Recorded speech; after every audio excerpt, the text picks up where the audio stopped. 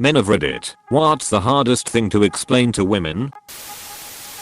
Sometimes I'm not in an emotional or mental state to be ready for the bedroom. I need romance to get me there sometimes too. It's okay to just tell me where you want to eat. When you ask me how my day was, or what I did today, nothing in my day usually stands out as special. So I just don't remember. I usually don't remember what I do. I just live. Work gets put into a box as soon as I clock out. I then spend the time it takes to get home to flush my mind of it all, so I'm not angry or stressed about my day. I don't want to think about work until I clock back in the next morning. My day was the same and something funny or interesting may have happened, but I'm not opening that box when I'm sitting at home staring into the neighbor's trees blowing in the wind. The concept of post-nut clarity and the related power your boner has over you. Men, am I alone in knowing that you don't/shouldn't text any woman if you're horny/jerking off? I'm seriously not checking you out every time you walk by in the office. I turn my head for damn near everything that enters my periphery. You're really not that special. This makes me so ducking self-conscious in the gym. Every time someone walks past I look, especially in the mirrors, and I always catch the eye of a girl probably thinking I'm checking her out. I really don't wanna be seen as that creepy guy making girls at the gym uncomfortable. It's literally the last thing I'm thinking about. That wanting to be alone is not the same thing as not wanting to spend time with them. When we say we need time or space, that's exactly what we need. It's not code for you need to try harder. Had an ex who would keep pushing me to talk when I got angry about something. I just wanted some time to cool off before having a discussion about it. One of the reasons she's an ex. My wife now is fantastic. We understand each other, and when it's best to just shut up and let things settle, more often than not we realize the reason for getting grumpy in the first place is trivial, and we get over it. We appreciate women making the first move. Making the first move feels like stepping on eggshells. This will probably get lost amongst all the comments.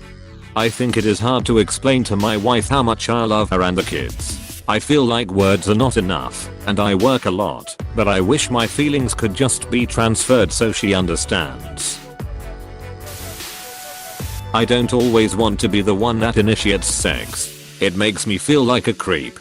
It doesn't necessarily make me feel like a creep, but it makes me think the girl doesn't actually want sex most of the time. When a girl does ask for sex, or initiates it in her own way, it makes it so much more fun for me, and takes out a lot of the anxiety and stress that sometimes surrounds sex in a relationship, because it really does feel like a two-sided, give and receive situation.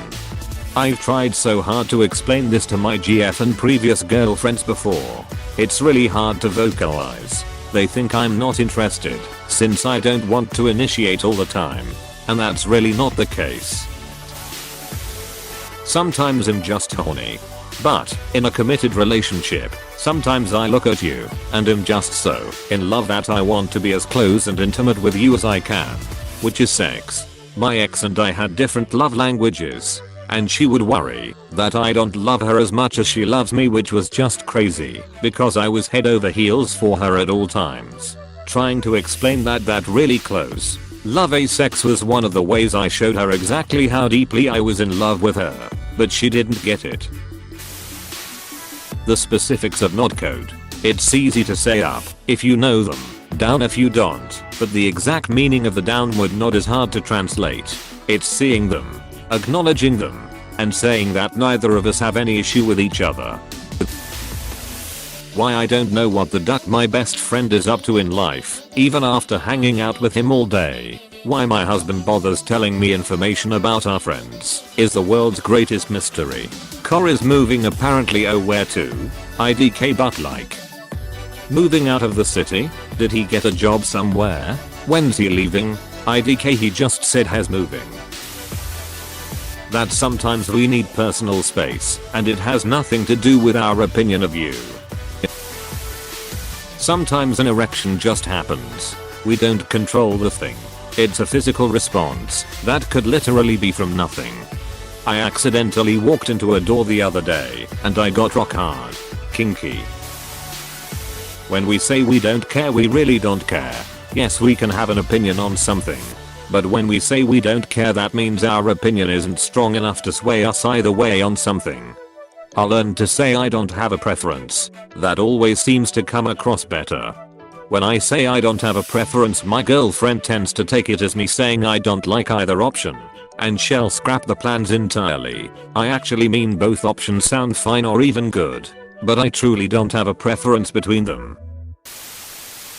Very often, we say something at its face value with no double meaning or alternative meaning behind it. It's women who ask me, "What did you mean when you asked/said that?" I said/asked exactly what I meant. If wanted to state it differently, I would have done so. How much compliments mean to us. It's a different type of happy when a guy gets complimented. 1. That I'm simply not clairvoyant. You need to tell me what it is you really want. 2. If you're disappointed in something, say so. I can take it, as long as it's not #1.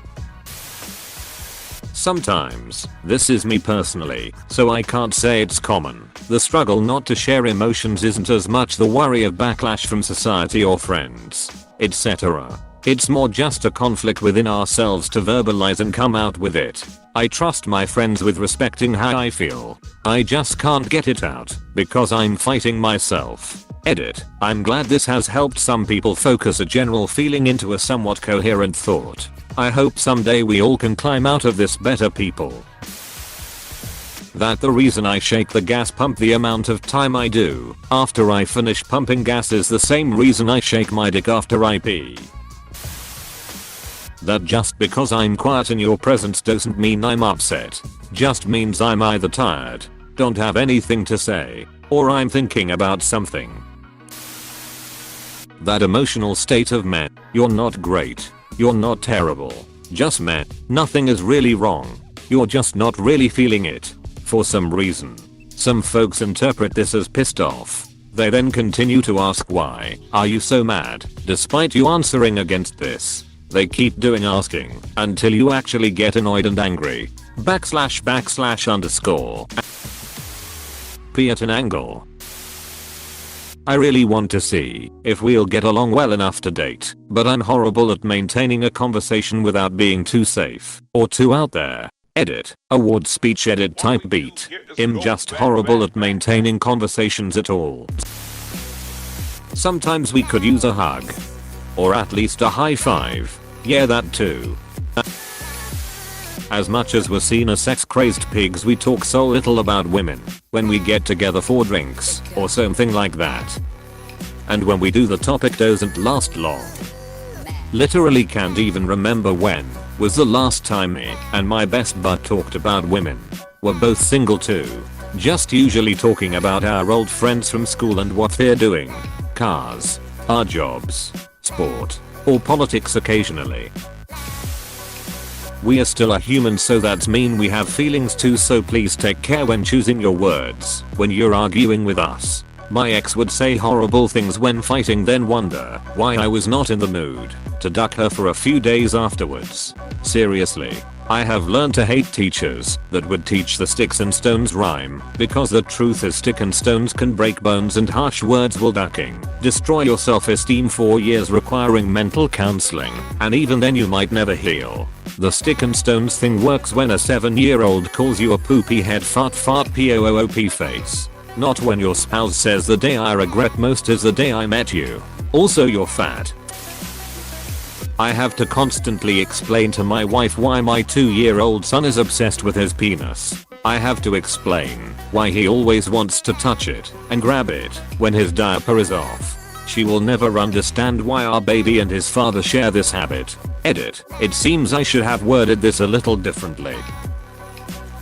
Oh, this made me laugh. I'm a mom and a grown mother, and boys are obsessed with ensuring A. that their penis is still there. B. amazed at how far they can stretch it. C. why does it get hard like that? D. I love my penis. Look at my penis. Best toy ever. So eventually you have to tell them it is okay to love your penis and touch it and admire it, but you really cannot play with it so much out in public. Other people think it's weird, but they still do.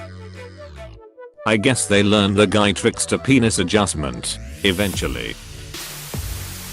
That just because I'm a guy doesn't mean I don't care. I've had women talk to me about guys losing their hair as a guy, so he doesn't care. I know a lot of guys who hate being bald or the fact that they are balding and their hair is thinning and hairline is receding. This idea that we don't care or don't care about our looks because we are a guy is ridiculous. That men can sit for hours talking and talk about nothing. And it is really okay to interrupt us from talking for hours about things that we seem to understand, but really have no freaking clue whatsoever. We will likely to pick it up again next weekend and continue our discussion. Why we bottle our emotions up. My wife and I lost a dog in our second year of marriage. He was sick for a month and she was crying softly about it on a daily basis. I was extremely sad, but never cried. Then when they took him away at the vet's office I cried loudly and uncontrollably for what felt like an hour, probably realistically like 45 seconds though, and just couldn't calm myself down. In the car she said, you know, if you didn't bottle it up and let it out a little at a time you wouldn't get like that. What she didn't understand at that moment is that for a lot of men, we don't have that middle ground of crying. It's either nothing or everything. A lot of us never learned how to cry in a semi-controlled manner because we never saw a man do that when we were young. I'm 40 years old and I've never seen my father cry. Not at any of our weddings. Not at his parents' funerals. Nothing. In other words, I've never had that subconscious model of how a man is supposed to cry and don't have any practice at it. When I try to make myself cry, I can't. Whereas my wife can watch any commercial with sick animals, cry quietly for 5 seconds, and then be done with it. We'd love to be able to share what is really on our minds, sexual and non-sexual, and every topic and viewpoint under the sun. Except we are afraid of the relationship consequences. An itch on my dick is way worse than an itch anywhere else. You can pop a boner without being aroused. You can get a boner, even when you are nervous.